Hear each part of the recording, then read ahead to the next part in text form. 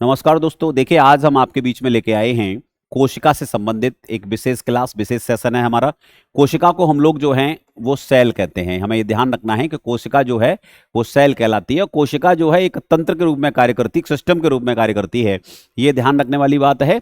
तो कोशिका की जो सेल है, सेल के अध्ययन की जो शाखा है, इसको हम लोग साइटोलॉजी या कोशिका विज्ञान कहते हैं, या क्या कहेंगे, साइटोलॉजी कहेंगे। यहां सबसे पहले हमारा इंपॉर्टेंट हो जाता है कोशिका है क्या। कोशिका जो होती है किसी भी जीव की संरचनात्मक और क्रियात्मक सबसे छोटी इकाई। किसी जीव के शरीर की सबसे छोटी, संरचनात्मक का मतलब होता है स्ट्रक्चरल, क्रियात्मक का मतलब होता है फंक्शनल। तो किसी जीव की सबसे छोटी स्ट्रक्चरल और फंक्शनल इकाई क्या है, तो वो सेल है। जीव के शरीर की सबसे छोटी इकाई क्या है, तो वो सेल है, कोशिका है, ये ध्यान रखना है। और कोशिका की खोज जो की थी वो किसने की थी, तो रॉबर्ट हुक ने की थी। यह ध्यान देने वाली बात यह है कि कोशिका में का है तो रॉबर्ट हुक में भी का है। यहां याद करने वाली जो बात है वो ये है कि कोशिका में का है तो हुक में भी क्या है, का है। ये ध्यान करेंगे यहां पर हम। तो कोशिका के खोजकर्ता जो थे वो कौन थे, रॉबर्ट हुक थे। अब यहां बात करते हैं हम लोग कोशिका के प्रकार की। कोशिका का अध्ययन हमारा हो गया है कि कोशिका विज्ञान को हम लोग क्या कहेंगे, तो साइटोलॉजी कहेंगे। और कोशिका के टाइप्स कितने होते हैं, तो सबने पढ़ा है यहां पर। जब हमारे यहां जीवन की उत्पत्ति हुई तो सबसे पहले जो कोशिकाएं बनी वो प्रोकैरियोटिक कोशिकाएं बनी। यहां प्रो जो शब्द है, प्रो का मतलब आद्य से है, प्रिमिटिव से है, ध्यान रखना है। और कैरियो जो शब्द है, कैरियो का अर्थ जो है वो न्यूक्लियस से है। न्यूक्लियस का मतलब केंद्रक होता है। तो प्रो मतलब सबसे प्रारंभिक रूप से केंद्रक था कि नहीं था, इसके बारे में यहां चर्चा होती है। तो यहां केंद्रक जो था वो अनुपस्थित था। केंद्रक कला जो थी वो भी अनुपस्थित थी, ये ध्यान रखना है। केंद्रक जो होता है वो कोशिका का मेन पार्ट होता है, इसको हम लोग डायरेक्टर भी कहते हैं। कोशिका को आगे अभी चर्चा करेंगे। तो जो प्रोकैरियोटिक कोशिकाएं थी वो इस पृथ्वी पर आने वाली प्रारंभिक कोशिकाएं थी। कोशिका का सबसे पहला रूप जो था वो प्रोकैरियोटिक रूप में था। तो यहां बात करेंगे, यहां चर्चा जो है वो है कि केंद्रक कला जो होती है इसमें क्या होती है। केंद्रक कला का मतलब होता है यहाँ न्यूक्लियस मेम्ब्रेन जो होती है वो अनुपस्थित होती है। गुणसूत्र होता है, गुणसूत्र होता है कोशिका में। तो ये कैसा होता है, तो ये यहां पर चर्चा होगी कभी कभी कि सर्कुलर फॉर्म में होता है, कुंडली का होता है। और एक कोष की सूक्ष्म जीवों में ये पाई जाती है। जितने भी जो हैं एक कोष की सूक्ष्म जीव जो हैं वो हमारे सबसे छोटे जो जीव होते हैं। मतलब ये है कि प्रोकैरियोटिक जो कोशिकाएं होती है वो किस किस में मिलती हैं, तो जीवाणु इसका उदाहरण होगा। और नील हरित शैवाल आपने सुना होगा, बीजीए। बीजीए का मतलब ब्रूगेरियन एल्गा होता है। तो जीवाणुओं में और नील हरित शैवालों में ये कोशिकाएं हमें देखने को मिलती हैं। तो इस पृथ्वी पर आने वाली जो प्रारंभिक कोशिकाएं थी वो प्रोकैरियोट के रूप में थी।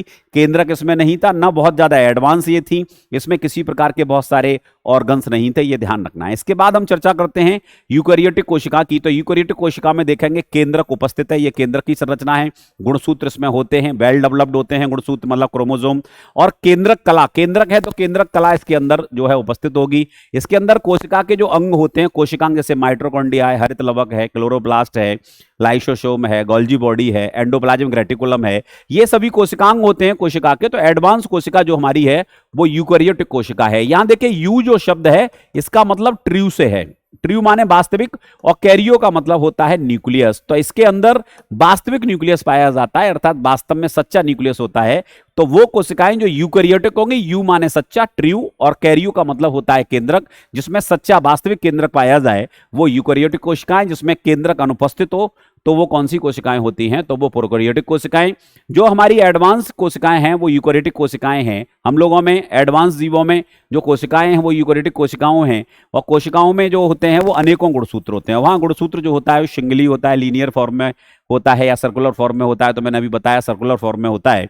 और ये बहुकोशिकीय, जितने भी जीव जो बहुकोशिकीय होते हैं, जैसे दिया हुआ है यहाँ पर, जैसे मनुष्य है, कुत्ता है, हाथी है, इन सब के अंदर जो एडवांस जीव हैं उनमें ये कोशिकाएं पाई जाती हैं। बहुत सिंपल तरीके से हमें इन चीजों को देखना है, उसके बाद फिर हम एडवांस क्लास भी आगे देंगे। यहां सबसे पहले हमें अंतर समझना है कि प्रो शब्द का अर्थ क्या है, कैरियो शब्द का अर्थ क्या है, यू शब्द का अर्थ क्या है, कैरियो शब्द का अर्थ क्या है। तो प्रो का मतलब यहां प्रिमिटिव से है, प्रारंभ से है। कैरियो का मतलब यहां केंद्रक से है। तो प्रारंभिक केंद्रक के बनने की शुरुआत यहां हुई थी, लेकिन वास्तविक केंद्रक इसके अंदर नहीं था। अगर इन दोनों को हम मिला दें तो एक तीसरी कोशिका का रूप भी हमें देखने को मिलता है, मीजोकैरियोटिक। ये ध्यान रखना है, तीसरी जो कोशिका है वो होती है मीजोकैरियोटिक। मीजो का मतलब जिसमें कुछ लक्षण प्रोकैरियोटिक के हों, कुछ लक्षण यूकैरियोटिक के हों, मतलब बीच की जो एक अवस्था है वो मीजोकैरियोटिक। जनरली हमारे यहाँ बुक्स में नहीं होती है ये, लेकिन फिर भी एक अध्ययन की दृष्टि से बताए दे रहे हैं, नॉलेज की दृष्टि से, कि एक मीजोकैरियोटिक। डायनोफ्लैजिलेट्स का नाम सुना होगा, मीजो के यहाँ कभी कभी एग्जाम्पल के रूप में आता है। तो प्रोकैरियोटिक और यूकैरियोटिक कोशिकाएं दो मेन टाइप कोशिकाओं के होते हैं। कोशिकाओं की खोज किसने की थी? रॉबर्ट हुक ने की थी कोशिका की खोज। कोशिका का अध्ययन क्या कहलाता है? साइटोलॉजी कहलाता है। और कोशिका है क्या? कि जीव के शरीर की सबसे छोटी संरचनात्मक और क्रियात्मक, फंक्शनल और स्ट्रक्चरल यूनिट यदि कोई है तो वो क्या है? वो सेल होती है। नेक्स्ट चर्चा करते हैं हम लोग, अगला देखते हैं। देखिए, कोशिका सिद्धांत और विभाजन के बारे में यहां चर्चा है। तो कोशिका सिद्धांत में, तो कोशिका सिद्धांत के बारे में है। कोशिका सिद्धांत किसने दिया था? प्रतिपादन। कोशिका सिद्धांत का मतलब होता है सेल थ्योरी। तो सेल थ्योरी को देने वाले जो वैज्ञानिक थे वो कौन थे? तो सेल थ्योरी की यहां जो चर्चा होगी, सेल थ्योरी का मतलब यहां कोशिका सिद्धांत से है, तो दो वैज्ञानिक हैं, स्लाइडेन एंड स्वान। ये दोनों को हम लोग बोलते हैं, दोनों को, एक जंतुशास्त्री है, जूलॉजिस्ट है, एक बॉटनिस्ट है। तो कोशिका सिद्धांत को किसने दिया था? तो स्लाइडेन एंड स्वान ने दिया था। कई बार ये क्वेश्चन एग्जाम में पूछा गया है, बड़े ध्यान से देखेंगे, नोट करना चाहें आप लोग नोट कर सकते हैं कि कोशिका सिद्धांत का जन्मदाता कौन थे, कोशिका सिद्धांत को देने वाले कौन थे? तो स्लाइडेन एंड स्वान थे। इसके बाद देखिए, महत्वपूर्ण चर्चा के कुछ बिंदु हैं हमारे, कुछ तथ्य हैं कि कोशिका जो सेल है, तो सबसे बड़ी कोशिका क्या होती है? जंतुओं की सबसे बड़ी कोशिका जो है वो क्या है? सो शुतुरमुर्ग। ऑस्ट्रिच एग जो है, शुतुरमुर्ग जो है, आपने सुना होगा कि हमारा जो कालाहारी मरुस्थल है अफ्रीका में, वहां पाया जाती है। एक चिड़िया है, सबसे बड़ी चिड़िया जो है, ये ध्यान रखना है, ना उड़ने वाली चिड़ियाओं में शुमार है। तो सबसे बड़ी कोशिका जो होती है वो किसकी होती है? शुतुरमुर्ग के अंडे की होती है जंतुओं में। यहां बात करेगा सबसे छोटी कोशिका, सबसे छोटी कोशिका जो होती है वो किसकी होती है? तो ये होती है माइकोप्लाज्मा। माइकोप्लाज्मा गैलेक्टोरेप्टम नाम ध्यान रखना है, सबसे छोटी। इसको हम लोग पीपीएलओवी कहते हैं। सबसे छोटी कोशिका को हम लोग क्या बोलते हैं? पीपीएलओवी कहते हैं, pleuro pneumonia like organism. Pleuro से पी, निमोनिया को भी पी से हम लोग स्टार्ट करते हैं, एल से लाइक और ओ से ऑर्गेनिज्म। तो प्लूरो निमोनिया लाइक ऑर्गेनिज्म। और माइकोप्लाज्मा को कभी कभी हम लोग joker of the plant kingdom, क्योंकि यह बहरूपिया है, ये अपना रूप बदलता है। ये एक तरीके से इसके ऊपर जो है वो सेल वॉल नहीं होती, तो ये अपना रूप बदल लेता है, ये ध्यान रखना है। तो पीपीएलओ का मतलब प्लूरो निमोनिया लाइक ऑर्गेनिज्म होता है। तो सबसे छोटी कोशिका का उदाहरण बताओ तो माइकोप्लाज्मा गैलिप्सेप्टम।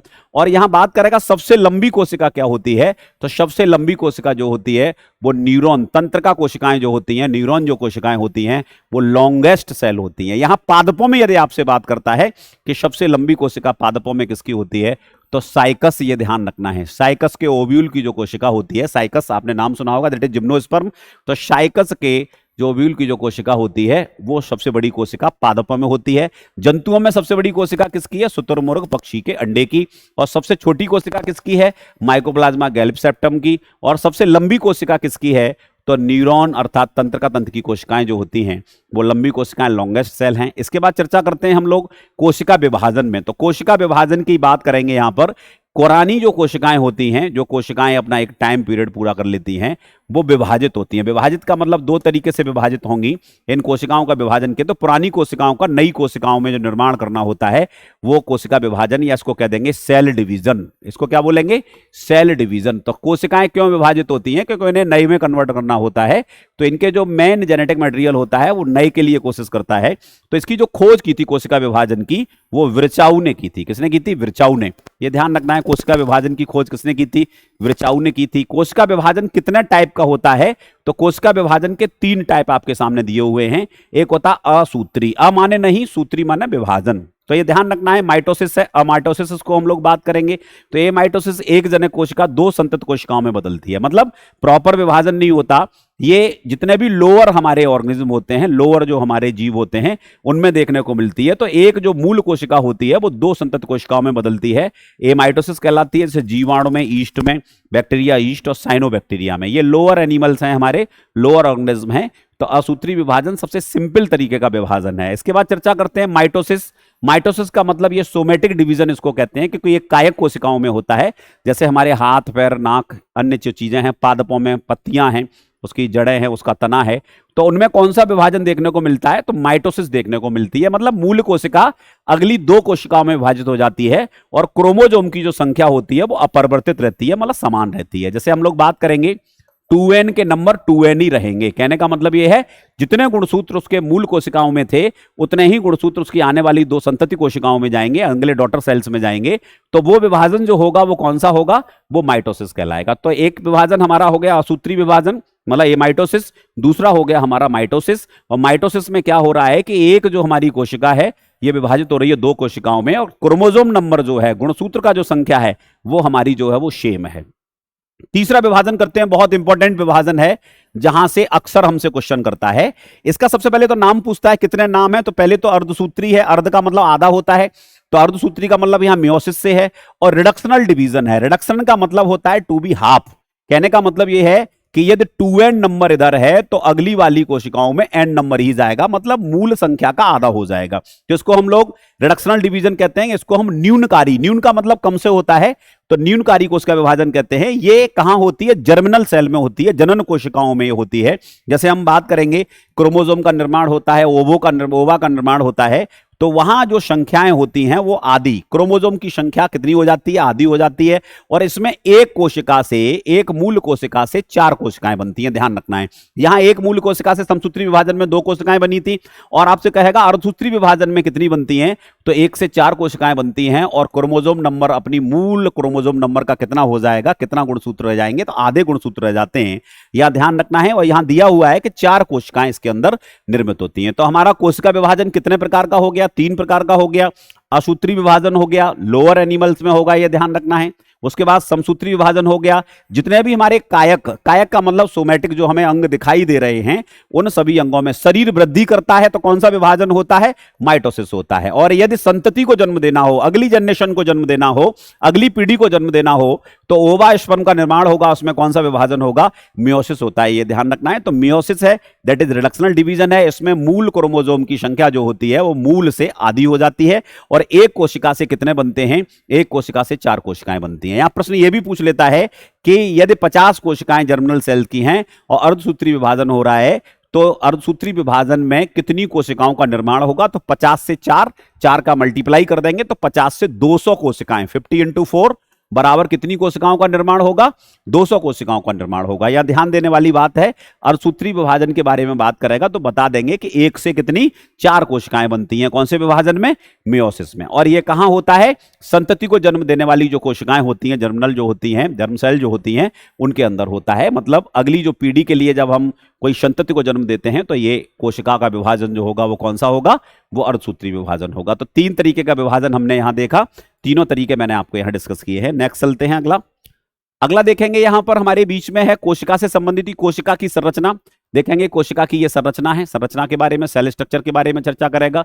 तो सेल स्ट्रक्चर में सबसे पहले कोशिका की जो आउटर लाइन होती है, ये वाली जो लाइन होती है जिसको हम लोग सेल मेम्ब्रेन कहते हैं।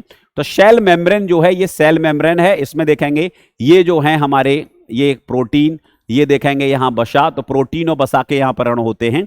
यहां ध्यान रखना है, इस तरीके से यहां बात करेगा, चर्चा करेगा। तो इसमें जो है ये देखेंगे ये प्रोटीन है हमारे बीच में, ये जो है इसके बीच बीच में पड़े हुए हैं, ये प्रोटीन है, और ये जो है ये यहां पर वसा है। तो ये बात करेंगे यहां पर, इस तरीके की संरचना ये बनती है। ये हमारी जो है ये बाइलेयर बोलते हैं इसको हम। सेल मेम्ब्रेन में क्या क्या होता है, तो सेल मेम्ब्रेन में प्रोटीन और वसा होता है, ये इसके जैव अणु होते हैं सेल मेम्ब्रेन में। और सेल मेम्ब्रेन में क्या होता है, जैसे प्लांट्स की कोई कोशिका है, बैक्टीरिया की कोई कोशिका है, तो सेल वॉल होती है, ये ध्यान रखना है। सेल मेम्ब्रेन में जो अंदर वाली लेयर होगी वो सेल मेम्ब्रेन होगी, कोशिका में वो बाहर वाली होगी वो क्या होगी, सेल वॉल और सेल मेम्ब्रेन, ये ध्यान रखना है। तो सेल वॉल किसका लक्षण है, केवल पादपों में उपस्थित होती है सेल वॉल, ये ध्यान रखना है। देखिए आउटर लेयर जो है वो सेल वॉल की है। शैवाल और हरे पौधों में ये सेलुलोज की बनी होती है, ये बैक्टीरिया में भी होती है। बैक्टीरिया में जो सेल वॉल होती है ये पेप्टाइडोग्लाइकेन की बनी होती है। या ध्यान रखने वाली जो बात है वो ये है कि बैक्टीरिया में ये किसकी बनी होती है, तो पेप्टाइडोग्लाइकेन की बनी होती है। फंगस की बात करें, कवक की बात करेगा, तो कवक में सेल वॉल किसकी बनी होती है, तो कवक में सेल वॉल जो है ये काइटिन की बनी होती है। कवक की सेल वॉल किसकी होती है, काइटिन में। इसीलिए बैक्टीरिया को हम पादप समूह में रखते हैं, और कवक तो पादप है ही, क्योंकि इसके अंदर एक एक्स्ट्रा जो है जैकेट रूपी एक सेल वॉल होती है, ध्यान रखना है। तो सेल वॉल लक्षण जो है वो पादपों का है, जीवाणुओं का है, कवकों का, ये ध्यान रखना है। ये जंतु कोशिकाओं में सेल वॉल नहीं होती, जंतु कोशिकाओं में केवल सेल मेम्ब्रेन ही होती है। इसके बाद चर्चा करते हैं हम लोग कोशिका संरचना के बारे में। तो कोशिका संरचना के जब बीच में जो होता है उसे हम लोग कहते हैं केंद्रक। केंद्रक में देखेंगे ये क्रोमोसोम डीएनए आरएनए के स्ट्रक्चर में आपसे बात करेगा। क्रोमोसोम कहाँ स्थित होते हैं, कोशिका के अंदर आनुवांशिक पदार्थ कहाँ होता है, डीएनए आरएनए कहाँ होते हैं, तो केंद्रक में होते हैं। और केंद्रक को हम लोग कोशिका का निर्देशक कहते हैं। अगर क्वेश्चन पूछा है आपसे कि कोशिका का डायरेक्टर कौन होता है, तो संपूर्ण कोशिका की सभी गतिविधियों का नियंत्रण जो करता है, सभी जो भी एक्टिविटी होती है उनका जो नियंत्रण करता है, वो कौन कहलाता है, वो केंद्रक कहलाता है। यहां ध्यान रखने वाली जो बात है वो ये है कि कोशिका का मेन है। और कोशिका में केंद्रक न्यूक्लियस हमने क्योंकि ये केंद्र में पाई जाती है, ध्यान रखना है। अगर पादप कोशिकाओं में बात करेगा, जंतु कोशिकाओं में बीच में होगी, पादप कोशिकाओं में बात करेगा, तो ये क्वेश्चन पिछले कई एग्जाम में पूछा गया है कि पादप कोशिकाओं में केंद्रक की स्थिति क्या होती है, तो सेंटर से हटके होती है, मतलब परिधि की ओर होती है। तो पादप कोशिकाओं में केंद्रक जो है वो परिधि की ओर होता है, तो इसको पेरिफेरियल न्यूक्लियस हम लोग कहते हैं। परिधीय न्यूक्लियस, परिधीय केंद्रक की बात करेंगे तो परिधीय न्यूक्लियस की चर्चा करेंगे। तो परिधीय न्यूक्लियस किसमें पाया जाता है, पादप कोशिकाओं में पाया जाता है। तो केंद्रक क्या है, कोशिका का डायरेक्टर है। सभी आनुवांशिक पदार्थ किसमें रहते हैं, केंद्रक में रहते हैं, ये ध्यान रखना है। और देखेंगे यहां केंद्रक के अंदर एक संरचना और है, इसको हम न्यूक्लियोलस कहते हैं। इसको क्या बोलते हैं, न्यूक्लियोलस कहते हैं। इसमें आरएनए फॉर्मेशन होता है, ये ध्यान रखना, आरएनए का निर्माण होता है इसके अंदर।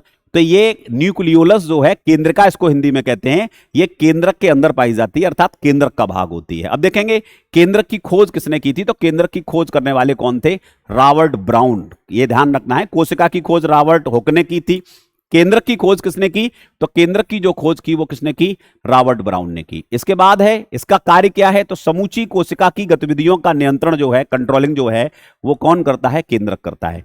सारी जेनेटिक जो इंफॉर्मेशन होती है, जो भी आनुवांशिक जो सूचनाएं होती हैं, वो सभी कहां होती हैं, केंद्रक के अंदर होती हैं। डिवीजन जब कोशिका का होगा तो विभाजन भी केंद्रक के द्वारा ही होगा, केंद्रक ही निर्देश देगा, तभी कोशिका एक जगह से दूसरी जगह में, मतलब एक सेल से दूसरी सेल में डिवाइड होगी, ये हमें ध्यान रखना है। तो केंद्रक के बारे में बहुत सारा। दूसरा प्रश्न करता है कि केंद्रक की जो बाहरी ये दिल्ली होती है, इसमें देखेंगे केंद्रक पोर होते हैं, न्यूक्लियर पोर होते हैं। यहां से बाहर से कुछ पदार्थ अंदर जाते हैं, अंदर के पदार्थ बाहर आते हैं। और केंद्रक की जो झिल्ली होती है, इसको हम लोग न्यूक्लियस मेम्ब्रेन कहते हैं। ये बाइलेयर होती है, डबल मेम्ब्रेन की बनी होती है, ध्यान रखना है। केंद्रक की जो बाहरी झिल्ली होती है वो बाई मेम्ब्रेन होती है, बीएम लिख देंगे, डबल मेम्ब्रेन होती है, बाई मेम्ब्रेन होती है, दोहरी संरचना की ये बनी होती है, ध्यान रखना है। इसके बाद चर्चा करते हैं हम लोग यूकेरियोटिक कोशिकाओं में, कि यूकेरियोटिक कोशिकाओं में केंद्रक अभी बता के गया हूं क्या है, तो केंद्रक कला युक्त होता है। या यूकेरियोटिक कोशिकाओं में कैसा होता है, केंद्रक कला, मतलब जो भी हमारा जेनेटिक इंफॉर्मेशन होती है, जो भी हमारे क्रोमोसोम होते हैं, डीएनए आरएनए की फॉर्मेशन होती है, वो केंद्रक के अंदर होती है। एक वेल मेंटेन्ड स्ट्रक्चर होता है। और बात करेंगे यहां पर हम प्रोकैरियोटिक कोशिकाओं की बात करेंगे। तो प्रोकैरियोटिक कोशिकाओं में क्या होता है, केंद्रक कला जो होती है अनुपस्थित होती है। ये जेनेटिक मटेरियल जो होता है वो प्रोकैरियोटिक में खुला पड़ा रहता है, ओपन पड़ा रहता है, ये ध्यान रखना है। अब इसके बाद चर्चा करते हैं कोशिका के अंदर जो पदार्थ भरा रहता है, जो जीव के रूप में भरा रहता है, वो क्या है, तो प्रोटोप्लाज्म है, ये ध्यान रखना है। तो कोशिका के अंदर जो पदार्थ हमारा भरा हुआ है, इसे क्या कहेंगे, प्रोटोप्लाज्म करेंगे। न्यूक्लियस के अंदर, केंद्रक के अंदर भरा है, उसे क्या कहेंगे, उसे न्यूक्लियोप्लाज्म कहेंगे, ये ध्यान रखना है।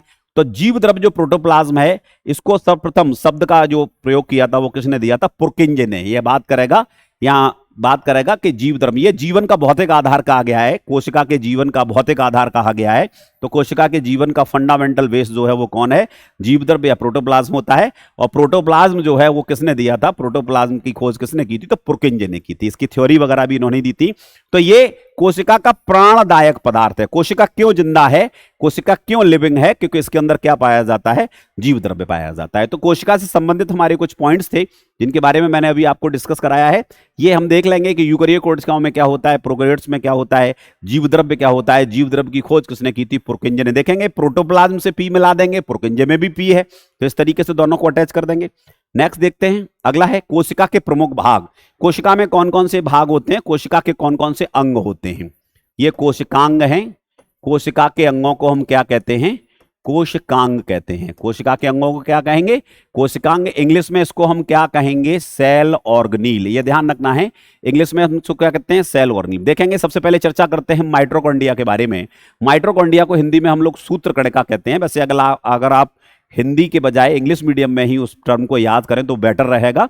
माइटोकॉन्ड्रिया क्या है, देखेंगे माइटोकॉन्ड्रिया की जो खोज है वो किसने की थी? कॉलीकर ने की थी। कई बार क्वेश्चन पूछता है, हम लोग कुछ और याद कर जाते हैं।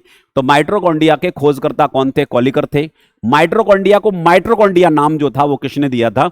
तो माइटोकॉन्ड्रिया का नामकरण जो था वो शी बेंडा ने दिया था। शी बेंडा जो थे ये माइटोकॉन्ड्रिया को नामकरण दिए थे। माइटोकॉन्ड्रिया का कार्य क्या होता है? तो माइटोकॉन्ड्रिया श्वसन संबंधी क्रियाएं, जो भी रेस्पिरेटरी सिस्टम होता है कोशिकाओं में, वो सभी गतिविधियां जो होती हैं वो माइटोकॉन्ड्रिया में जो है होती हैं, और एटीपी का यहां निर्माण होता है। माइटोकॉन्ड्रिया को हम लोग कोशिका की भट्टी, कोशिका का फर्नेसिस, ये ध्यान रखना है, कोशिका का पावर हाउस, जनरेटर हाउस, इस तरीके की बातें करेगा।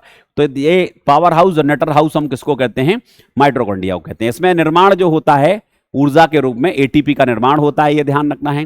जीवाणु एवं नीलहरित शैवालों में ये जो है अनुपस्थित होते हैं। माइटोकॉन्ड्रिया किसमें नहीं मिलता? क्योंकि देखिए जीवाणु एवं नीलहरित शैवाल प्रोकैरियोटिक के भाग थे, यहां माइटोकॉन्ड्रिया नहीं होगा, ये ध्यान रखना है। और माइटोकॉन्ड्रिया के अन्य नाम क्या है? तो एक नाम यहां दिया हुआ है पावर हाउस, उसको generator of the cell, currency of the ATP, ये ध्यान रखना है, करेंसी के रूप में एटीपी का निर्माण करते हैं। और क्रेब चक्र की प्रक्रिया जो होती है, क्रेब साइकिल सुना होगा, ग्लूकोज टूटता है तो ग्लूकोज जो है वो किस में कन्वर्ट होता है? तो इस तरीके से क्रेब साइकिल, ग्लाइकोलाइसिस ये बात करेगा। तो क्रेब चक्र की क्रिया जो है वो कहां संपन्न होती है? तो क्रेब चक्र की क्रिया जो होती है वो माइटोकॉन्ड्रिया में संपन्न होती है, ध्यान रखना है। तो माइटोकॉन्ड्रिया के यहां बारे में बात करेगा तो माइटोकॉन्ड्रिया के क्या कार्य हैं? ये ऊर्जा की भट्टी है, कहने का मतलब यह फर्नेसिस है, जनरेटर ऑफ दी सेल है, कोशिका का पावर हाउस है। ये माइटोकॉन्ड्रिया के बारे में बात करेगा। अगला है, देखेंगे एक पॉइंट और आपका यहां छूट रहा है। माइटोकॉन्ड्रिया में एक ध्यान रखेंगे, सेल्फ ऑटोनोमस ऑर्गेनेल माइटोकॉन्ड्रिया होता है। मतलब माइटोकॉन्ड्रिया के अंदर एक डीएनए स्वयं का होता है, जिसे माइटोकॉन्ड्रियल डीएनए कहते हैं। माइटोकॉन्ड्रियल डीएनए स्वयं का होता है, तो माइटोकॉन्ड्रिया को परमिशन नहीं लेनी होती है, ये स्वयं विभाजित हो जाते हैं, कहने का मतलब यह है। तो एम्प्टी डीएनए पूछेगा। एम्प्टी डीएनए का मतलब होता है कि डीएनए केंद्रक के अलावा और कहां होता है? तो माइटोकॉन्ड्रिया में होते हैं। तो माइटोकॉन्ड्रियल डीएनए को हम लोग क्या बोलेंगे? Empty DNA. तो इसलिए सेल्फ ऑटोनोमस बॉडी है, ये अपने आप खुद डिसीजन ले लेती है मुझे कब विभाजित होना है। इसके बाद अगला देखेंगे, यहीं पर हम लोग चर्चा करते हैं अंतःप्रदब्बी जालिकाएं। ये अंतःप्रदब्बी जालिकाओं को हम लोग इंग्लिश में एंडोप्लाज्मिक रेटिकुलम कहते हैं, ये ध्यान रखना है, अंतःप्रदब्बी जालिकाएं। देखेंगे यदि अंतःप्रदब्बी जालिकाओं से, एंडोप्लाज्मिक रेटिकुलम से राइबोसोम नामक संरचनाएं होती है वो चिपकी हुई हैं, तो इसको हम लोग बोलते हैं रफ एंडोप्लाज्मिक रेटिकुलम। रफ का मतलब खुरदरी। तो जब ये चिपके रहेंगे, देखिए ये चिपके हुए हैं, अगर इस पर हम उंगली चलाएं तो खुरदरापन आएगा, तो ये रफ एंडोप्लाज्मिक रेटिकुलम। और यदि राइबोसोम नहीं है तो इसको कहेंगे स्मूथ। स्मूथ का मतलब चिकना। तो राइबोसोम कहेगा ये एंडोप्लाज्मिक रेटिकुलम कितने प्रकार का होता है? दो प्रकार का होता है, एक रफ एंडोप्लाज्मिक रेटिकुलम और एक एसईआर, स्मूथ एंडोप्लाज्मिक रेटिकुलम। ये ध्यान रखना है, दो टाइप होते हैं एंडोप्लाज्मिक रेटिकुलम के, एक एसईआर के रूप में, एक आरईआर के रूप में। और ये क्या करते हैं देखेंगे, लिपिड संश्लेषण का मुख्य स्थल होते हैं। इनके बारे में बात करेगा एंडोप्लाज्मिक रेटिकुलम। स्केलेटन सिस्टम भी इनको हम कहते हैं। तो लिपिड सिंथेसिस के मुख्य स्थल ये होते हैं। आपसे कहेगा स्केलेटन सिस्टम का मतलब होता है अंतःकंकाल तंत्र भी है, इनके बारे में कहा जाता है ये क्या होते हैं? तो ये वेसाइकल्स के बने होते हैं, टिब्यूल्स के बने होते हैं। एंडोप्लाज्मिक रेटिकुलम जो है, इससे अगर ये चिपके हुए हैं तो ये रहेगा आरईआर और नहीं तो रहेगा एसईआर। इसके बाद बात करते हैं लाइसोसोम्स की, वेरी इंपॉर्टेंट है। लाइसोसोम के बारे में कई बार क्वेश्चन आ रहा है लास्ट टाइम से। यहां देखिए लाइसोसोम की खोज किसने की थी? डी डबे। एक डी डबे नाम के साइंटिस्ट थे जिन्होंने लाइसोसोम को खोजा था। सबसे ज्यादा जो क्वेश्चन पूछा गया वो ये है, लाइसोसोम्स को हम क्या कहते हैं?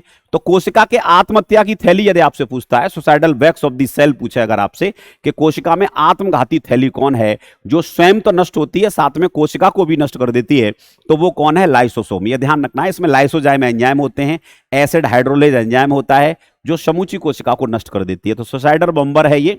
और स्तनधारियों की लाल रक्त कणिकाओं में, आरबीसी में ये जो है अनुपस्थित होता है। यहां ध्यान रखने वाली बात जो है, लाइसोसोम्स के बारे में सबसे जो यूनिक क्वेश्चन है वो यही पूछा गया है कि कोशिका में आत्महत्या की थैली कौन है? लाइसोसोम है।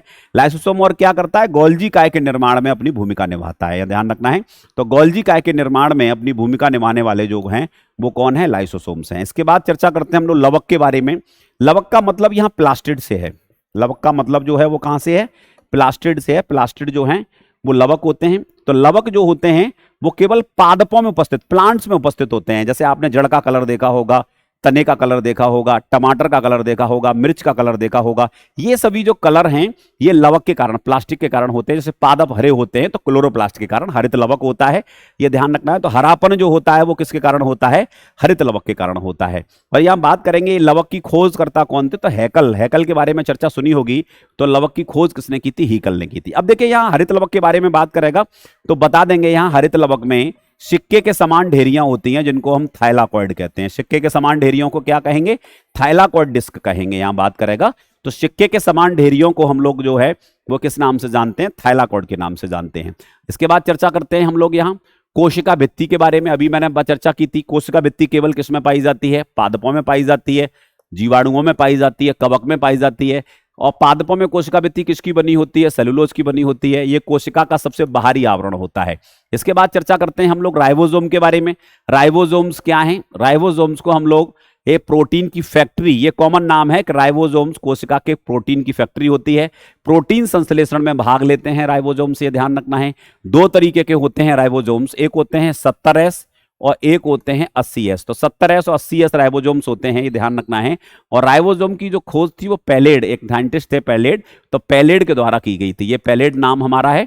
तो राइबोसोम के खोजकर्ता कौन थे? पैलेड थे। अब यहां बात करेगा 70S और 80S के बारे में, यदि चर्चा करता है तो देखिए 70S के बारे में चर्चा करेगा तो ये दो यूनिट हैं, एक के अंदर है 50S और एक के अंदर है 30S। तो 50 और 30 हमारे 80 हो जाते हैं, लेकिन 10S इनके चिपकने में खर्च हो जाते हैं, ऐसा कहा जाता है। तो 70S संरचनाएं किस सब यूनिट की बनी होती हैं? 50S और 30S की बनी होती हैं। ऐसे ही बात करेगा 80S किसकी बनी होती हैं? तो 80S में चर्चा करेगा तो 80S में 60S होगा और 40S होगा, ये ध्यान रखना है। अगर बात करेगा 80S में कौन कौन से कितनी संरचना, दो सब यूनिट होती हैं, 60S और 40S। 70 में क्या होता है? 50S और 30S, ये ध्यान रखना है। कभी कभी प्रश्न इस तरीके से भी पूछ लेता है। और राइबोसोम्स क्या हैं? ये प्रोटीन संश्लेषण में सहायक होते हैं, इनको हम प्रोटीन की फैक्ट्री भी कहते हैं राइबोसोम्स को, ये ध्यान रखना है। अगला है केंद्रक के बारे में, अभी मैंने चर्चा की थी। केंद्रक क्या है? न्यूक्लियस क्या है? तो ये रॉबर्ट ब्राउन, ये ध्यान रखना है। केंद्र की खोज रॉबर्ट ब्राउन ने, यूकेरियोटिक कोशिकाओं में उपस्थित होते हैं, ध्यान रखना है। इनका जो आनुवंशिक पदार्थ होता है वो क्रोमोसोम्स के रूप में क्या होता है? क्रोमोसोम्स के अंदर डीएनए होते हैं, डीएनए के स्रोत होते हैं। तो ये केंद्रक के बारे में। और केंद्रक क्या है? कोशिका का डायरेक्टर जो है वो कौन है? ये कोशिका का डायरेक्टर जो होता है वो केंद्रक होता है। गोल्जी बॉडी, गोल्जी काय कोशिका का एक अगला कोशिकांग है। इसकी खोज जो थी वो किसने की थी? कैमिलो गोल्जी ने की थी, ये ध्यान रखना है। उन्हीं के नाम पर, उन्हीं वैज्ञानिक के नाम पर गोल्जी काय का नाम जो था वो जो गोल्जी काय पड़ा। क्रियात्मक इकाई जो होती है इसकी वो सिस्टर्नी होती है। देखिए ये गोल्जी काय की संरचना है, सिस्टर्नी का मतलब ये क्रियात्मक इकाई, इसकी जो स्ट्रक्चर है वो इस तरीके से होती है।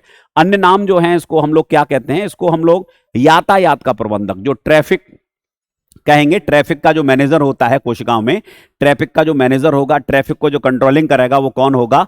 तो गोल्जी कॉय जो होता है कोशिका का ट्रैफिक मैनेजर होता है, यह ध्यान रखना है। ये क्या करता है? ग्लाइकोप्रोटीन और ग्लाइकोलिपिड का ये जो है निर्माण करता है। या ट्रैफिक के प्रबंधक के बारे में बात करेगा, मैनेजर के बारे में बात करेगा तो क्या जाएगा? यहां गोल्जी काय जाएगा। देखिए एक पॉइंट हमारा छूट रहा था। अगर आपसे क्वेश्चन पूछता है कि माइटोकॉन्ड्रिया में ये उंगलियों के उभार के समान संरचना क्या है, तो ये क्रिस्टी होती है। उंगलियों के उभार के समान जो संरचना है ये क्या है? क्रिस्टी होती है, ध्यान रखना है, क्रिस्टी कहेंगे। यहां बात करेंगे ये टेनिस के बल्ले के समान जो है, ये इस तरीके से बात करेगा तो ये ऑक्जीसोम्स के नाम से कहलाती है। तो क्रिस्टी, उंगलियों के उभार के समान संरचनाएं जो होती हैं वो क्या होती हैं? ये क्रिस्टी होती है, यहां ध्यान रखना है। और माइटोकॉन्ड्रिया का जो द्रव होता है उसे हम लोग मैट्रिक्स कहते हैं। माइटोकॉन्ड्रिया के द्रव को हम लोग क्या कहेंगे? मैट्रिक्स के नाम से जानते हैं। अगला देखते हैं, नेक्स्ट है कोशिका, पादप कोशिका और जंतु कोशिका। यहां से एक प्रश्न हमेशा पूछता है, एक एमसीक्यू हमेशा पूछता है कि पादप कोशिका और जंतु कोशिका में क्या अंतर है। देखिए इससे पहले मैं बता चुका हूं बहुत सारी चीजें। सबसे पहले हम चर्चा करते हैं कोशिका भित्ति के बारे में, सेल वॉल के बारे में। तो सेल मेम्ब्रेन तो दोनों का कॉमन स्ट्रक्चर है। सेल वॉल के बारे में, तो सेल वॉल इसमें देखेंगे, देखिए जरा, उपस्थित है। कोशिका भित्ति उपस्थित है, किसमें उपस्थित है? पादप कोशिकाओं में उपस्थित है। और देखेंगे यहां क्रॉस का लगा हुआ है, तो जंतु कोशिकाओं में ये जो है वो क्या है? अनुपस्थित होती है, ध्यान रखना है। इसके बाद चर्चा करते हैं हम लोग लवक के बारे में। लवक का मतलब प्लास्टिड था।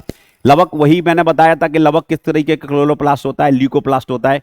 तो क्लोरोप्लास्ट जो होते हैं वो हरे होते हैं। तो लवक जो है वो जंतु कोशिकाओं में अनुपस्थित होते हैं, ये इसका कैरेक्टरिस्टिक्स है अंतर का। और यहां बात करेंगे लवक जो है ये पादप कोशिकाओं में क्या होते हैं? उपस्थित होते हैं। लवक के बारे में बात करेगा तो वही प्लास्टिड्स के बारे में बात करेगा, क्लोरोप्लास्ट के बारे में बात करेगा। इसके बाद देखिए तारक काय, पिछली बार यहां से क्वेश्चन आया था।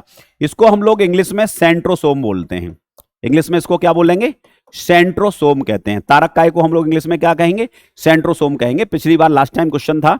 तो जंतु कोशिकाओं में तारक काय जो है ये उपस्थित होता है, सेंट्रोसोम। जब कोशिका विभाजित होती है तो तारक काय की महत्वपूर्ण भूमिका होती है, ध्यान रखना है। तो तारक काय किसमें उपस्थित होता है? जंतु कोशिकाओं में ये उपस्थित होता है। किसमें अनुपस्थित होता है? पादप कोशिकाओं में ये अनुपस्थित होता है। दोनों के बीच मेन अंतर है centrosome present in animal cell and absent in plant cell, ये ध्यान रखना है। इसके बाद बात करेगा रिक्तिका के बारे में। तो रिक्तिका का मतलब यहां वैक्यूल से है, कोशिका के अंदर जो भी तनाव होता है, टोनोप्लास्टी होती है, वो इस वैक्यूल रेक्यूल, एक तरीके का गुब्बारा मान लीजिए, जो कोशिका के अंदर एक तरीके का गुब्बारा जिसके कारण कोशिका तनी हुई है। तो ये ध्यान रखना है कि जो जंतु कोशिकाएं होंगी उसमें ये छोटे स्ट्रक्चर में होंगी। वैक्यूल जो होता है दोनों में प्रेजेंट होता है, लेकिन जंतु कोशिका एनिमल सेल जो होगी उसमें वैक्यूम की जो संरचना होगी वो स्मॉल इन साइज होगी, और जो बड़ी जो प्लांट कोशिकाएं हैं इसमें जो होगी वैक्यूल की साइज जो होगी वो बड़ी होगी, ये ध्यान रखना है। तो किसमें वैक्यूल का साइज बड़ा होता है? प्लांट्स में बड़ा होता है। किसमें वैक्यूल का साइज छोटा होता है? एनिमल में जो होता है वो वैक्यूल का अर्थात रिक्तिका का जो साइज होता है वो छोटा होता है। ये मेन फीचर्स हैं, मेन अंतर हैं प्लांट सेल के बारे में और एनिमल सेल के बारे में। क्या क्या अंतर है ये देखना है। तो कोशिका भित्ति, अब आप देखेंगे कोशिका भित्ति इसमें उपस्थित है, उसमें नहीं है, उसमें केवल कोशिका मेम्ब्रेन है। इसीलिए मैंने बताया था जीवाणुओं में कोशिका भित्ति उपस्थित होती है, इसलिए जीवाणुओं को हम किसके साथ रखते हैं? कवक को हम किसके साथ रखते हैं? पादप के साथ रखते हैं कि दे हैविंग सेल वॉल, ये ध्यान रखना है। तो पादप कोशिका के अंदर क्या पाई जाती है? सेल वॉल पाई जाती है। जंतु कोशिकाओं में सेल वॉल नहीं होती है, ये बेसिक अंतर है इसका। नेक्स्ट देखते हैं, अगला देखते हैं। इसमें कुछ क्वेश्चंस है हमारे बीच में, डीएनए के बारे में चर्चा करेगा, डीएनए के बारे में चर्चा करेगा यहां पर। तो यहां डीएनए डीऑक्सी राइबोन्यूक्लिक अम्ल, मतलब यहां हमारा जो है ये जेनेटिक मटेरियल है। तो किसमें? डीएनए में होते हैं। क्या होते हैं डीएनए में? यह देखना है डीएनए में क्या होते हैं। तो डीएनए जो है एक जेनेटिक मटेरियल है, इसमें क्या होते हैं? तो डीएनए में न्यूक्लियोटाइड्स होते हैं। डीएनए में क्या होते हैं? न्यूक्लियोटाइड्स होते हैं, यहां ध्यान रखना है। डीएनए में क्या होता है? न्यूक्लियोटाइड्स डीएनए के अंदर होते हैं। यहां ध्यान रखने वाली जो बात है वो डीएनए की बात है। डीएनए में क्या होते हैं? न्यूक्लियोटाइड्स। अब देखेंगे अगले क्वेश्चंस की तरफ चलेंगे, देखेंगे अगले ऑप्शन क्या है। देखिए अमीनो एसिड्स की बात करेगा। अमीनो एसिड्स के यदि ये श्रृंखलाएं सारी जो हैं ये अमीनो एसिड्स की हैं, ये अमीनो एसिड्स का मतलब ए, ये अमीनो एसिड्स की श्रृंखलाएं हैं, अमीनो एसिड है ये। अमीनो एसिड यदि जुड़ जाए तो प्रोटीन का निर्माण करता है। और ये जो बॉन्ड हैं ये कौन से बॉन्ड हैं? ये पेप्टाइड बॉन्ड हैं। तो पेप्टाइड्स, अमीनो एसिड, ये प्रोटीन से संबंधित होंगे। प्रश्न कभी कभी पूछता है कि अमीनो एसिड किससे बंधे होते हैं? अमीनो एसिड के अंदर बॉन्डिंग जो होती है वो कौन से बॉन्ड होते हैं? तो वो कौन से होते हैं? पेप्टाइड बॉन्ड होते हैं। और यहां पेप्टॉन्स की बात करेगा तो पेप्टॉन्स भी किसका भाग है? प्रोटीन के अंदर ही पेप्टॉन्स भी अमीनो एसिड का भाग है, ध्यान रखना है। लेकिन हमसे पूछ क्या रहा है? डीऑक्सीराइबोन्यूक्लिक अम्ल के बारे में पूछ रहा है, डीएनए के बारे में पूछ रहा है। तो डीएनए की यूनिट होती है वो क्या होती है? न्यूक्लियोटाइड्स होती हैं। देखिए इस तरीके से आपने देखा होगा डीएनए का स्ट्रक्चर होता है। ये दो एंटी पैरेलल, जैसे इसको बात करेंगे 3' और 3' 5', इसको बात करेंगे 3' ये 5'। एंटी पैरेलल का मतलब विपरीत क्रम में ये स्ट्रैंड जुड़े होते हैं। इनके बीच में जो ये आपने देखा होगा इस तरीके से जो ये बॉन्ड है ये हाइड्रोजन बॉन्ड है। ये कौन से बॉन्ड है? हाइड्रोजन बॉन्ड है। और ये जो जुड़े हुए हैं ये एडिनिन, थाइमिन, साइटोसिन और ग्वानिन के द्वारा जुड़े हुए हैं। अगर एग्जाम के अंदर भूल जाते हो जो नॉन बायो के स्टूडेंट्स हैं तो ध्यान रखना है, ए जो होगा, ए से मतलब आएगा आया, टी से आएगा था, तो आया था। देखिए ए से टी अटैच है, आया था। और सी से चला, सी से जाएगा चला, और जी से जाएगा गया। तो कौन किससे अटैच होता है? आया था, चला गया। Adenine, thymine, cytosine, guanine. यदि आप नॉन बायो के, नॉन साइंस के हैं, आर्ट्स के स्टूडेंट हो, कैसे याद रखेंगे? तो ए और टी के बीच में यह ध्यान रखना है हमेशा 2 बॉन्ड होंगे, और सी और जी के बीच में जो होंगे वो 3 बॉन्ड होंगे। यह प्रश्न भी पूछा गया है कि ए टी और सी जी के बीच बॉन्डिंग कितनी होती है? तो ए टी के बीच हमेशा कितने बॉन्ड होते हैं? ए टी के बीच कितने बॉन्ड होते हैं? ए टी के बीच 2 बॉन्ड होते हैं। और सी और जी के बीच कितने बॉन्ड होते हैं? तो सी और जी के बीच कितने बॉन्ड होते हैं? 3 बॉन्ड होते हैं, ये ध्यान रखना है। और ये बॉन्ड किसके बने होते हैं? ये हाइड्रोजन के बने होते हैं बॉन्ड्स। अगला प्रश्न देखते हैं इसके आगे। कोशिका में प्रोटीन संश्लेषण का स्थान बताइए। कोशिका के अंदर प्रोटीन सिंथेसिस कहां होती है? यह ध्यान रखना है यहां पर कि कोशिका के अंदर प्रोटीन सिंथेसिस कहां होती है। तो प्रोटीन सिंथेसिस कहां होती है, अभी मैं जब आपको यहां करा रहा था तो मैंने बताया था कि कौन प्रोटीन सिंथेसिस में भाग लेता है। तो ध्यान रखना है यहां राइबोसोम प्रोटीन सिंथेसिस की मूल संरचनाएं हैं। राइबोसोम प्रोटीन सिंथेसिस कहां हो रहा है? राइबोसोम में हो रहा है। अब देखिए यहां पर मैं बता रहा हूं आपको, देखिए डीएनए, डीएनए से बनता है हमेशा आरएनए, और आरएनए से बनती है प्रोटीन। आरएनए से जो निर्माण होता है वो किसका होता है? प्रोटीन सिंथेसिस यहां जो होती है वो आरएनए से बनती है। अब देखेंगे डीएनए यदि अपने नए डीएनए में कन्वर्ट हो जाए तो यह प्रक्रिया कहलाती है रेप्लिकेशन। यह क्वेश्चन भी कई बार पूछा गया है। डीएनए से नया डीएनए यदि बन जाए, न्यू डीएनए यदि बन जाए, तो यह प्रक्रिया क्या कहलाएगी? रेप्लिकेशन। यदि डीएनए से हमारा जो है आरएनए बन जाए तो यह प्रक्रिया कहलाती है ट्रांसक्रिप्शन। यह ध्यान रखना है, डीएनए से आरएनए का बनना क्या कहलाएगी? ट्रांसक्रिप्शन। और आरएनए से प्रोटीन यदि बनने लगे तो ये जो प्रक्रिया है ये कहलाती है ट्रांसलेशन। ये क्या कहलाएगी? ट्रांसलेशन। और समूची चीजों को यदि मैं यहां पर इन सब चीजों को इस ब्रैकेट में एक में बंद कर दूं, ये इस तरीके से एक ब्रैकेट में बंद कर दूं, तो इस समूचे प्रोसेस को हम लोग बोलते हैं सेंट्रल डॉगमा।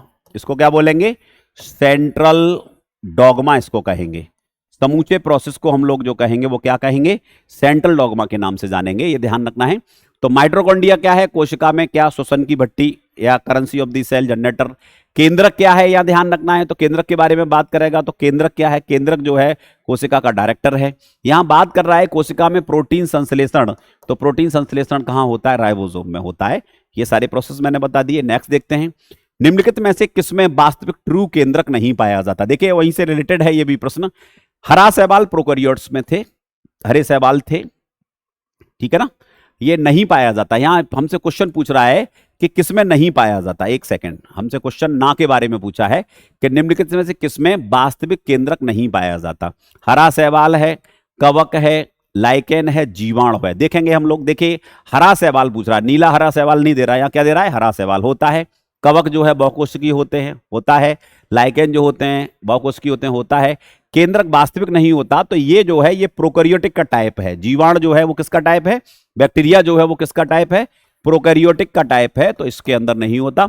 आंसर जो हमारा जो जाएगा वो क्या जाएगा? जीवाणु बैक्टीरिया जाएगा। अगला है सबसे लंबी कोशिका। कोसा नहीं है, ये कोशिका है। टाइपिंग में थोड़ा सा दिक्कत है। तो सबसे लंबी कोशिका जो है क्या होती है? अभी करा के गया हूं मैं। तो तंत्रिका कोशिकाएं जो होती हैं वो सबसे लंबी कोशिकाएं होती हैं। तंत्रिका कोशिकाओं की बात करेगा तो तंत्रिका जो कोशिकाएं होती हैं वो सबसे लंबी कोशिकाएं होती हैं, ध्यान रखना है। तंत्रिका कोशिकाओं में बात करेगा तो सबसे लंबी कोशिकाएं। अगला है राइबोसोम्स किसके बने होते हैं? बहुत अच्छा क्वेश्चन है कि राइबोसोम में क्या होता है, राइबोसोम्स किसके बने होते हैं। राइबोसोम्स में बारे में बात करेगा किसके बने होते हैं। तो देखिए डीएनए प्रोटीन नहीं होगा, केवल डीएनए नहीं होगा, डीएनए आरएनए नहीं होगा। आरएनए और प्रोटीन हमारा जो है वो ज्यादा राइट आंसर जाएगा। राइबोसोम किसके बने होते हैं? तो राइबोसोम किसके बने होते हैं? राइबोन्यूक्लिक अम्ल और प्रोटीन के बने होते हैं।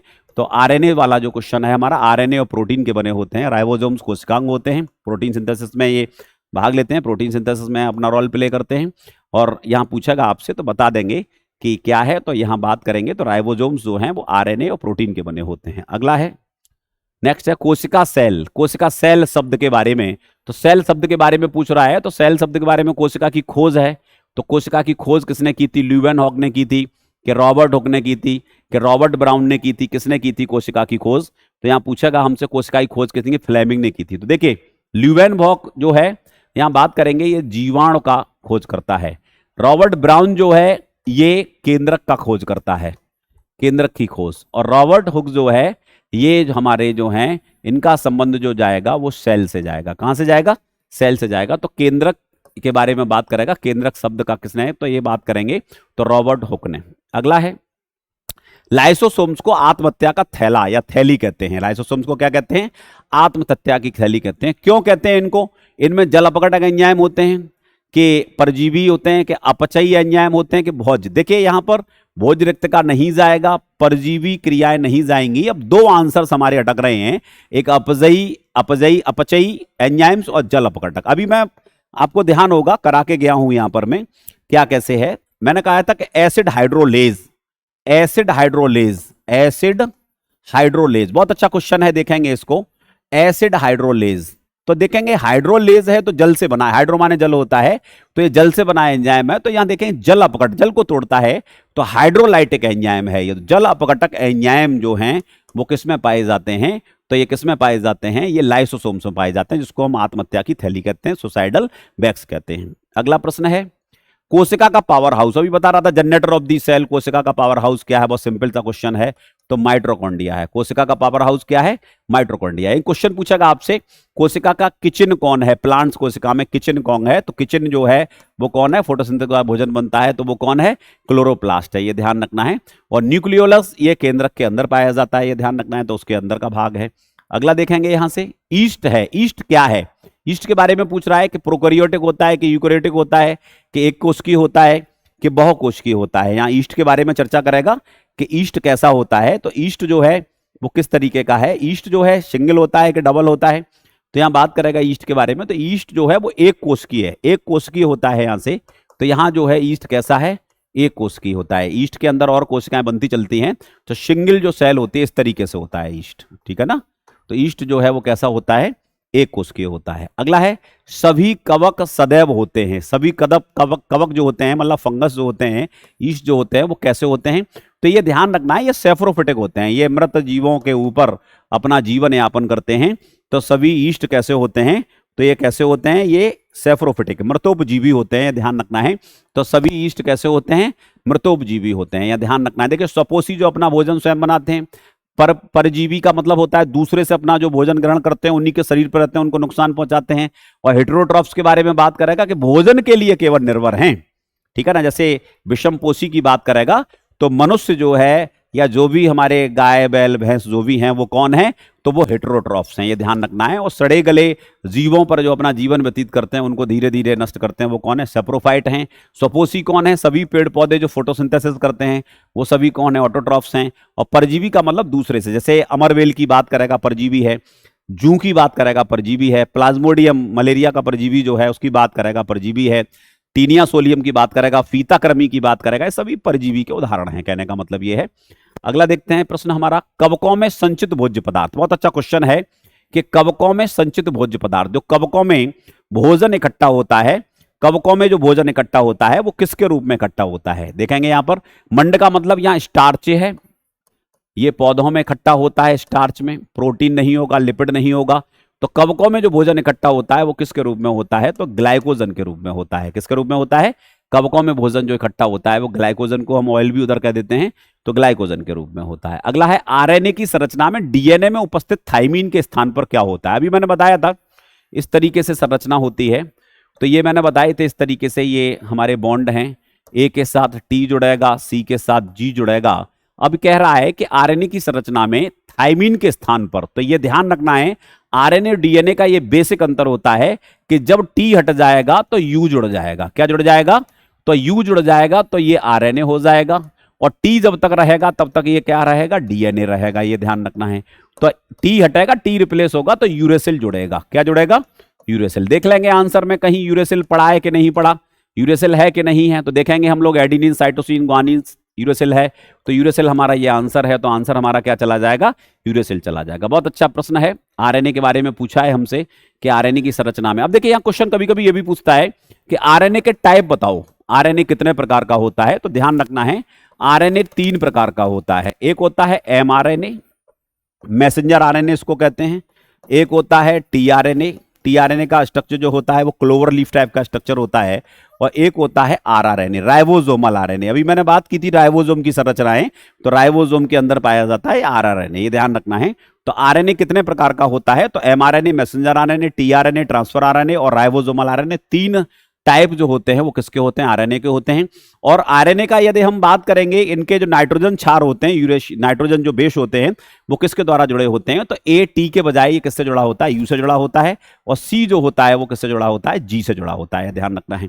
अगला प्रश्न देखते हैं यहां से, निम्नलिखित में से कौन सबसे छोटा जीव है? हमसे पूछा है, जीव पूछा है। जीव का मतलब यहां सेल से है, कोशिका से है। देखो इसको भी मैं अभी करा के गया हूं आपके आगे। तो सबसे छोटा जीव कौन सा है? तो सबसे छोटा जीव मैंने बताया था अभी, माइकोप्लाज्मा। अभी मैं कोशिकाओं में जब चर्चा कर रहा था तो मैंने वहां बताया था कि सबसे छोटा कौन है। तो कोशिकाओं में सबसे छोटा कौन है? माइकोप्लाज्मा, जिसको हम लोगों ने क्या कहा था? पीपीएलओ भी कहा था। इसको हमने क्या कहा था? पीपीएलओ। तो माइकोप्लाज्मा गैलिप्सेप्टम मैंने बताया था, गैलिप्सेप्टम। तो माइकोप्लाज्मा सबसे छोटी कोशिका होती है, यह ध्यान रखना है। अगला है प्रश्न, 1 एंगस्ट्रम बराबर होता है। बहुत अच्छा क्वेश्चन है, देखिए मीटर और एंगस्ट्रम के बारे में पूछा है। तो देखेंगे यहां पर, देखिए 1 एंगस्ट्रम, एंगस्ट्रम छोटी राशि है, मीटर जो है ये बड़ी राशि है। हमेशा यह ध्यान रखना है कि छोटी से बड़ी यदि हम चेंज करेंगे तो वैल्यू जो होगी वो माइनस में आएगी। अगर मैं यहां ये कहूं कि 1 किलोमीटर बराबर, तो आप कह दोगे 1000 मीटर होते हैं। कितने होते हैं? 1000 मीटर। अगर मैं यही कहूं 1 किलोमीटर बराबर, तो 10⁻³ मीटर, एक ही बात है। और यदि मैं इसको उल्टा कर दूं, आपसे बात करूं, तो 1 मीटर में कितने किलोमीटर, तो ये संरचना जो होगी वो 10⁻³ चली जाएगी। क्या चली जाएगी, ये संरचना जो होगी वो किसके रूप में चली जाएगी, ये -3 के रूप में चली जाएगी, ये ध्यान रखना है।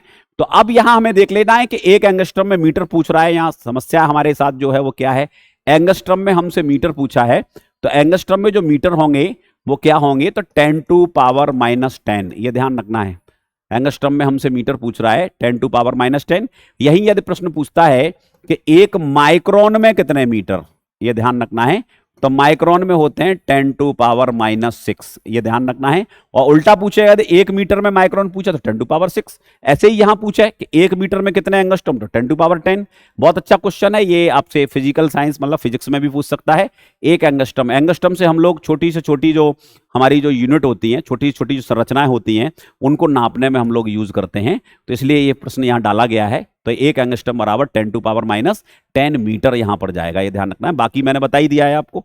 नेक्स्ट देखते हैं अगला, एक कोशिका में सर्वाधिक पाए जाने वाले पदार्थ हैं। किसी कोशिकाओं में सबसे ज्यादा क्या पाया जाता है, बहुत अच्छा प्रश्न पूछा है कि एक कोशिकाओं में सबसे ज्यादा क्या पाया जाता है। तो एक कोशिका में सर्वाधिक मात्रा किसकी होती है, तो एक कोशिका में सर्वाधिक मात्रा जो होगी वो किसकी होगी, प्रोटीन की होगी। जो दिए हुए हैं इसमें से पूछ रहा है हमसे, तो सर्वाधिक मात्रा किसकी होती है, तो प्रोटीन्स की होती है। वैसे तो यहां पर बात करेगा तो यहां अन्य आंसर नहीं है, इसलिए यहां आंसर नहीं जा पा रहा है। तो एक कोशिका में सर्वाधिक मात्रा में क्या पाई जाती है, प्रोटीन पाई जाती है। अगला है, कोशिका सिद्धांत का प्रतिपादन किसने किया था। बहुत अच्छा क्वेश्चन है कि कोशिका सिद्धांत किसने दिया था। अभी कुछ देर पहले मैंने कराया था। तो कोशिका सिद्धांत के जो प्रतिपादक थे वो कौन थे, स्लाइडेन एंड स्वान थे, ये ध्यान रखना है। तो कोशिका सिद्धांत किसने दिया था, स्लाइडेन एंड स्वान ने कोशिका सिद्धांत दिया था। अगला है, पादप कोशिकाओं में जंतु कोशिका से भिन्नता के लिए निम्नलिखित में से एक लक्षण प्रमुख है, क्या है। देखेंगे, सभी पादप कोशिकाओं में क्लोरोफिल होता है, सही बात है। सभी पादप कोशिकाओं में क्लोरोफिल होता है, सही बात है। पादप कोशिकाओं में केवल स्मूथ ईआर होता है। स्मूथ का मतलब होता है कि चिकना ईआर होता है, राइबोसोम नहीं होते। चलो देख लेते हैं इसे भी। पादप कोशिकाओं की कोशिका भित्ति सेलुलोज की बनी होती है, चलो सही बात है, सेलुलोज की बनी होती है। पादप कोशिकाएं विशिष्ट नहीं होती, मतलब स्पेशल पादप कोशिकाएं नहीं होती। यहां हमसे पूछ रहा है कि इनमें से क्या सही है, पादप कोशिकाओं में इनमें से क्या प्रमुख लक्षण है पादप कोशिकाओं के बारे में। तो यहां कह रहा है हमसे कि क्या भिन्नता है, भिन्नता के बारे में पूछ रहा है। तो भिन्नता क्या है देखेंगे, तो देखिए, पादप कोशिकाओं में केवल स्मूथ ईआर होती हैं, सही है। पादप कोशिकाओं में क्लोरोफिल होता है, सही है। पादप कोशिकाओं की कोशिका भित्ति होती है, सही है। पादप कोशिकाएं विशिष्ट नहीं होती, यहां से हमसे क्वेश्चन कर रहा है। तो पादप कोशिकाओं में जंतु कोशिका से भिन्नता के लिए निम्नलिखित से एक लक्षण प्रमुख है। तो एक लक्षण हमसे पूछ रहा है यहां, तो देखिए ये भी सही है, ये भी लक्षण हमारा सही है, ठीक है ना। ये लक्षण हमारा सही, ये भी सही है। और पादप कोशिकाएं विशिष्ट नहीं होती हैं यहां पूछ रहा है, तो पादप कोशिकाएं कुछ स्पेशल होती हैं, सही बात है। तो सभी चारों हमारे यहां आंसर चले जाएंगे, चारों आंसर हमारे सही हैं, प्रमुख लक्षण है। लेकिन प्रमुख लक्षणों में भी पूछ रहा है हमसे, तो देखिए क्लोरोफिल होता है, प्रमुख लक्षण है। सेलुलोज की बनी होती है, ये प्रमुख लक्षण है, सही है। तो सभी पादप कोशिकाओं में क्लोरोफिल होता है, ऐसा जरूरी नहीं है कि सभी पादप कोशिकाओं में क्लोरोफिल होता है। तो यहां पर इसको हम लोग जो हैं वो नेगेटिव में लेंगे कि सभी पादप। इसमें सबसे अच्छा आंसर हमसे पूछ रहा है, तो सबसे आंसर के रूप में जाएंगे तो हम लोग कहां चले जाएंगे, सबसे ज्यादा राइट आंसर जो होगा क्वेश्चन के अकॉर्डिंग में, क्वेश्चन के नेचर के अकॉर्डिंग बता रहा हूं, वो यही जाएगा कि पादप कोशिकाओं कोशिका भित्ति किसकी होती है, सेलुलोज की होती है। बहुत अच्छा क्वेश्चन है, थोड़ा सा व्यवहारिक टाइप का, बिहेवियर टाइप का क्वेश्चन है, सोचने समझने वाला क्वेश्चन है, ये ध्यान रखना है। सभी पादप कोशिकाओं में क्लोरोफिल होता है ऐसा नहीं है, सभी पादप कोशिकाओं में नहीं, कुछ क्लोरोफिल से भिन्न भी होते हैं। तो यहां पादप कोशिकाओं में कोशिका भित्ति सेलुलोज की, ये सही बात है कि सभी पादप कोशिकाओं की सेलुलोज की बनी होती है। अगला है, यदि कोशिका के राइबोसोम नष्ट कर दिए जाएं, राइबोसोम जो है संरचना जो है वो नष्ट कर दिए जाए तो क्या नहीं होगा। अभी इसका क्वेश्चन मैंने कराया था, अगर ये नष्ट कर दिए जाए तो प्रोटीन संश्लेषण नहीं होगा। ये आंसर जाएगा हमारा कि यदि कोशिका के राइबोसोम नष्ट कर दिए जाएं तो क्या नहीं होगा, प्रोटीन का निर्माण, प्रोटीन सिंथेसिस नहीं होगी, ये ध्यान रखना है। अगला है, आरएनए का मुख्य कार्य बताओ। आरएनए का मुख्य कार्य क्या है, पाचन क्रिया में सहायता करना, प्रोटीन संश्लेषण में भाग लेना। सोचेंगे जरा ऐसे, आरएनए के मुख्य कार्य के बारे में पूछ रहा है कि आरएनए का मुख्य कार्य बताओ। तो आरएनए के बारे में मैंने अभी बताया था कि आरएनए जो है ये प्रोटीन संश्लेषण में भाग लेता है। आरएनए क्या करता है, प्रोटीन संश्लेषण में भाग लेता है। तो आरएनए का मुख्य कार्य क्या है, प्रोटीन संश्लेषण है। अगला है डीएनए का मूल मात्रक पूछ रहा है कि डीएनए की यूनिट बताओ, डीएनए किसकी, तो डीएनए की यूनिट क्या होगी, न्यूक्लियोसाइड्स, न्यूक्लियोटाइड्स। देखिए न्यूक्लियोटाइड्स जो इसकी मेन यूनिट होगी, न्यूक्लियोसाइड्स नहीं होगी, ये ध्यान रखेंगे, क्योंकि इसमें 2 ही कंपोनेंट होते हैं, इसमें 3 कंपोनेंट होते हैं, ये ध्यान रखना है। इसमें एक तो राइबोस शुगर होती है, डीऑक्सी राइबोस शुगर होती है, नाइट्रोजन क्षार होते हैं, इसमें क्या होते हैं, नाइट्रोजन क्षार होते हैं, और फॉस्फोरिक अम्ल H3PO4 होता है, ये ध्यान रखना है। तो 1, 2 और 3 ये तीनों होते हैं, तो क्या बनेंगे, न्यूक्लियोसाइड। अगर एक इसमें से एब्सेंट हो जाएगा तो क्या बन जाएगा, न्यूक्लियोसाइड्स। तो ये न्यूक्लियोटाइड्स वाला आंसर जो है वो ज्यादा सही है। डीएनए का मूल मात्रक क्या होता है, तो क्या होता है, न्यूक्लियोटाइड्स होता है। देखिए डीएनए जो था इसका एक मॉडल दिया था वाटसन एवं क्रिक ने, कई बार क्वेश्चन पूछा गया है कि डीएनए का मॉडल किसने दिया था, तो वाटसन एवं क्रिक ने दिया था। डीएनए फिंगरप्रिंटिंग के बारे में आपसे बात करेगा, हम वंशावली के बारे में पता कर लेते हैं कि ये किसका बेटा है या किसकी पुत्री है, कौन किससे रिलेटेड है। तो इनके बारे में आपने नाम सुना होगा, इनके बारे में। भारत में एक वैज्ञानिक थे doctor Lalji Singh, CCMB Hyderabad, centre for cellular and molecular biology के बारे में यहाँ चर्चा करेगा। तो centre for cellular molecular biology का केंद्र कहाँ, हैदराबाद। तो लालजी सिंह यहाँ भारतीय वैज्ञानिकों के नाम में बात करेगा। और वैसे बात करेगा तो एलेक्स जेफरी, ये ध्यान रखना है, तो इनके बारे में बात करेगा, फिंगरप्रिंटिंग के बारे में। प्याज को छीलने काटने पर आंखों से प्रभूत मात्रा में आंसू आने का कारण क्या है। बहुत टफ लैंग्वेज यहां यूज की है कि प्याज को यदि हम काटें तो ये हमारे पास जो आंसू आते हैं वो क्यों आते हैं, तो प्याज की कोशिकाओं में विद्यमान गंधक के कारण। देखिए एलाइल प्रोपाइल सल्फाइड मतलब सल्फर, गंधक का मतलब यहां सल्फर से है, तो सल्फर की उपस्थिति कारण, बाकी आंसर नहीं है। कोशिका में अमीनो एसिड की उपस्थिति, मैग्नीशियम की उपस्थिति, अमोनिया गैस की उपस्थिति, तो ये नहीं जाएगा यहां से। तो हमारा जो मेन आंसर होगा वो क्या जाएगा, यही जाएगा। प्याज को छीलने पर आंखों में जो आंसू आते हैं, ज्यादा मात्रा में आंसू आते हैं, उसमें गंधक की उपस्थिति होती है, ये ध्यान रखना है। अगला है कोशिका में भोजन या ग्लूकोज का ऑक्सीकरण कहां होता है। देखिए अभी मैं बताया था कि भोजन का, तो ये कहेंगे भट्टी कौन, खाना कहां जलता है या पिसता है, तो भट्टी कौन, तो कोशिका की भट्टी कौन, तो माइटोकॉन्ड्रिया। कोशिका की भट्टी कौन, माइटोकॉन्ड्रिया। तो आंसर हमारा क्या चला जाएगा, माइटोकॉन्ड्रिया चला जाएगा इसका। अगला है कोशिका गतिविधियां नियंत्रित की जाती। मैंने बताया था कोशिका की सभी गतिविधियों को नियंत्रित कौन करता है, तो कोशिका की सभी गतिविधियों को नियंत्रित करने वाला कौन होता है, तो माइटोकॉन्ड्रिया होता है। तो कोशिका की सभी गतिविधियों का नियंत्रण जो होता है वो कहां से होता है, माइटोकॉन्ड्रिया से होता है।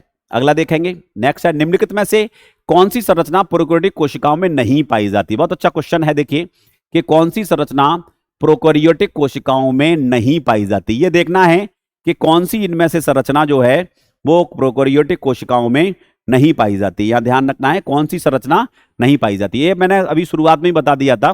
केंद्रक नहीं होता, केंद्रक की अनुपस्थिति होती है, तो शेल, ये न्यूक्लियस मेम्ब्रेन नहीं होगी, ये ध्यान रखना है। क्या नहीं होगी, न्यूक्लियर मेम्ब्रेन नहीं होगी। राइबोसोम्स, केंद्रक झिल्ली, तो कोशिका भित्ति, ये सारे दिए हुए हैं।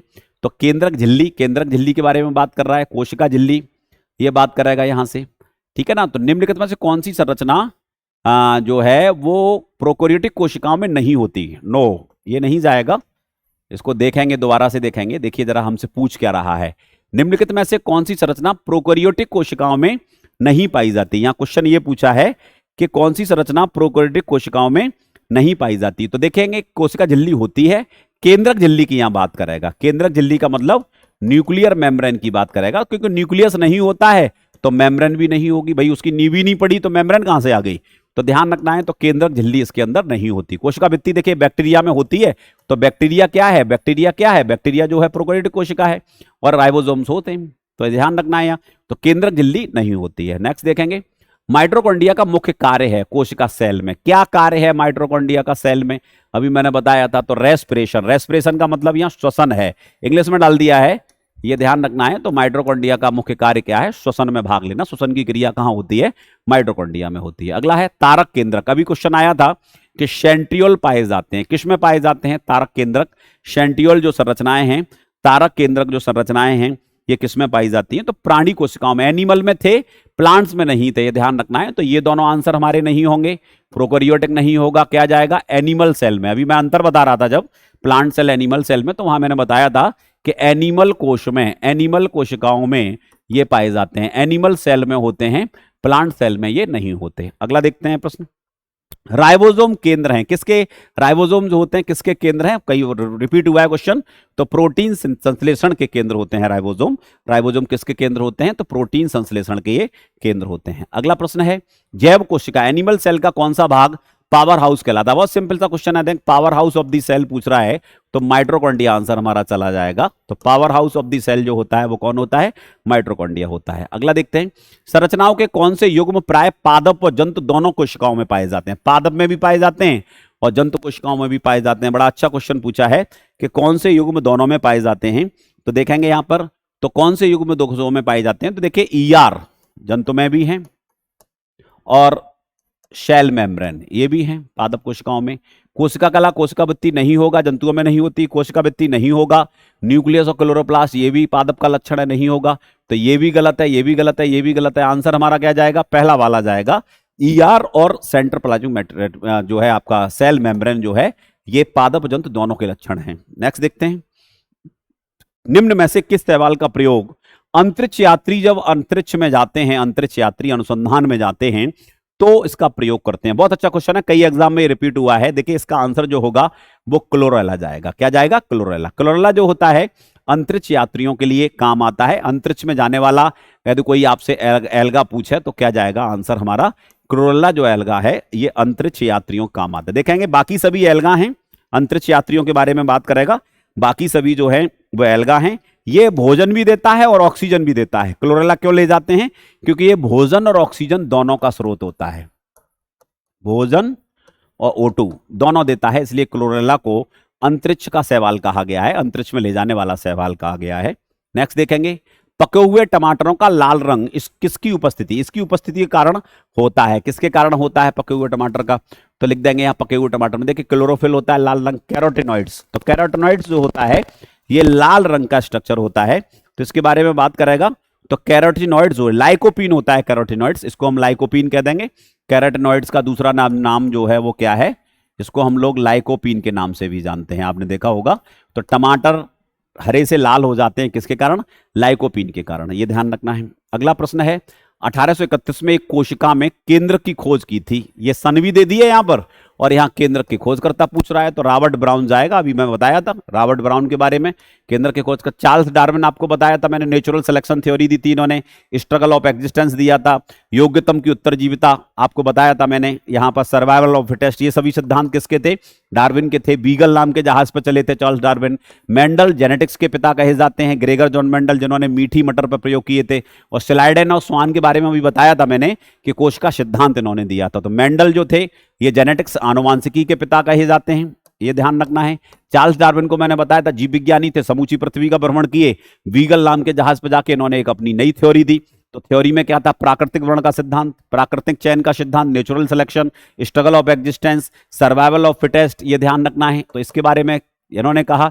और यहां बात करेगा यदि कि केंद्र की खोज किसने की, तो केंद्र की खोज किसने की थी, रॉबर्ट ब्राउन ने की थी यहां पर। नेक्स्ट देखेंगे अगला, सेलुलोज। अगला जो हमसे पूछ रहा है कि सेलुलोज भित्ति किसके सेलों में पाई जाती है। सेलुलोज के बारे में फिर पूछ लिया है हमसे। तो सेलुलोज जो है ये प्लांट्स का कैरेक्टरिस्टिक्स है, ये ध्यान रखना है। कोशिका भित्ति जो प्लांट्स में बनी होती है वो सेलुलोज की बनी होती है। तो किसके बारे में जाएगा, पौधे के बारे में। अब देखेंगे यहां पर कुछ अलग हटके भी देखते हैं। कोशिका भित्ति तो है, तो कोशिका भित्ति इसमें भी होती है, बैक्टीरिया में भी होती है।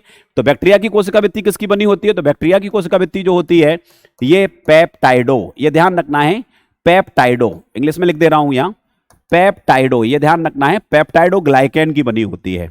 ये किसकी बनी होती है, जिसके अंदर नाम और नाग, ये ध्यान रखना है, नाम और नाग ये दो केमिकल होते हैं, यौगिक होते हैं, N acetyl muramic acid, N acetyl glutamic acid, ये ध्यान रखना है। तो नाग और नाम संरचनाएं मिलकर क्या बनाती हैं, दोनों संरचनाएं मिलकर क्या बनाती हैं, पेप्टाइडोग्लाइकन बनाती हैं, ये ध्यान रखना है। ये किसमें पाई जाती हैं, बैक्टीरिया की सेल वॉल होती है। और फंजाई की यदि पूछता है तो फंजाई की सेल वॉल जो होती है ये काइटिन की बनी होती है। फंजाई की सेल वॉल जो होती है किसकी बनी होती है, काइटिन की। और पादपों की सेल वॉल जो होती है वो किसकी बनी होती है, सेलुलोज की। और पशुओं की सेल वॉल नहीं होती, इसमें केवल सेल मेम्ब्रेन होती है। तो देखेंगे मैंने 3 आंसर्स भी आपके बीच में लिए हैं, बैक्टीरिया, फंजाई और पौधे भी लिया है। तो बैक्टीरिया की किसकी होती है, पेप्टाइडोग्लाइकॉन की। कवक की किसकी बनी होती है, काइटिन की। और सेलुलोज किसकी है, ये पादपों की है। तो आंसर हमारा जो इसका जाएगा तो क्या जाएगा, पादप आंसर, पौधे आंसर जाएगा इसका 33 का आंसर। नेक्स्ट देखते हैं, सबसे छोटा जीव जो स्वयं विकास एवं प्रजनन करने में सक्षम है। देखेंगे सबसे छोटी कोशिका, सबसे छोटा जीव, तो हमारा क्या चला जाएगा, माइकोप्लाज्मा। कई बार ये क्वेश्चन इस तरीके से रिपीट हुआ है कि सबसे छोटी कोशिका क्या है, सबसे छोटा जीव क्या है, तो माइकोप्लाज्मा जो है सबसे छोटा जीव है। अगला देखेंगे, सेलुलर और मॉलिकुलर जीव विज्ञान केंद्र, अभी मैं बता रहा था, डॉक्टर लालजी सिंह के बारे में बात कर रहा था, CCMB, centre for cellular and molecular biology. Doctor Lalji Singh जो थे भारत में भारतीय डीएनए फिंगरप्रिंटिंग जो थी, वो डीएनए फिंगरप्रिंटिंग के जो थे ये जनक थे, ये ध्यान रखना है। तो इनके जो केंद्र है वो कहाँ है, ये हैदराबाद में है, ये ध्यान रखना है। तो हैदराबाद में सेलुलर फॉर मॉलिकुलर बायोलॉजी केंद्र है। नेक्स्ट है जीवन की मूलभूत इकाई क्या है, तो जीवन की मूलभूत इकाई हमारी क्या चली जाएगी, कोशिका चली जाएगी। जीवन की मूलभूत इकाई ये ध्यान रखना है, सबसे छोटी फंडामेंटल स्ट्रक्चरल यूनिट होती है।